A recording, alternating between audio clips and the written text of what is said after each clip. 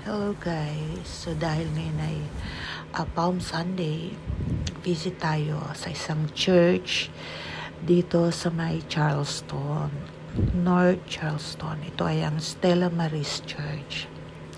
So dahil Catholic, diba? So naka-cover ng violet ang mga saints during kapag mahal na araw.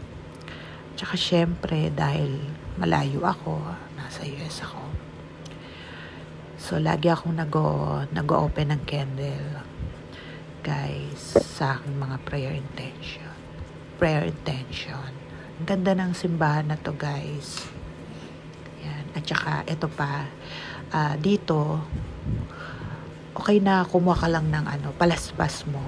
At least, 'di ba? At bahala ka nang magbigay ng donation. At so thankful ako kasi nagkapalaspas ako. Thank you, Stella Maris Church in North Charleston. So napaka-solemn niya. Sarap niyang pasyalan. At sarap magdasal. Bye-bye.